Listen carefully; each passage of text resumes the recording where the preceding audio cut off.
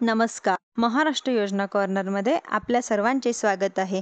आजच्या व्हिडिओच्या माध्यमातून आपण बघणार आहोत की मुख्यमंत्री माझी लाडकी बहीण योजनेचे जे पैसे आहे ते पात्र बहिणींच्या खात्यांमध्ये हे जमा झाले आहेत व काही बहिणी अशा आहेत की त्यांच्या खात्यांमध्ये म्हणजेच अकाउंटमध्ये हे पैसे हे जमा झालेले नाही. कोणी असे मला कमेंट करून विचारत आहे की मला जानेवारीपासून हप्ता मिळाला नाही आहे, मला फेब्रुवारीपासून मिळाला नाही आहे, कोणाला मार्च आणि एप्रिल महिन्याचा हप्ता हा वितरित केला गेलेला नाही आहे. तर अशा बहिणींना हे पैसे का नाही मिळाले हे आपण आजच्या व्हिडिओच्या माध्यमातून संपूर्ण माहिती जाणून घेण्याचा प्रयत्न करणार आहोत. तुम्ही जर माझ्या चॅनलवरती पहिल्यांदा आला असाल तर चॅनलला लाईक, सबस्क्राईब आणि शेअर करायला विसरू नका, जेणेकरून अशीच महत्त्वपूर्ण अपडेट्स तुम्हाला पुढे देखील मिळत राहतील. चला तर तुमचा जास्त वेळ न घेता आपल्या व्हिडिओला सुरुवात करूया.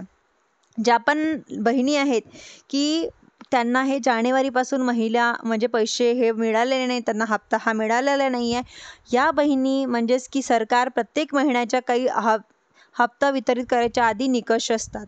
ते निकषामध्ये ज्या बहिणी बसत नाही त्या बहिणींचे हे पैसे पाठवत नाही, म्हणजे त्यांच्या अकाउंटमध्ये पाठवत येत नाही.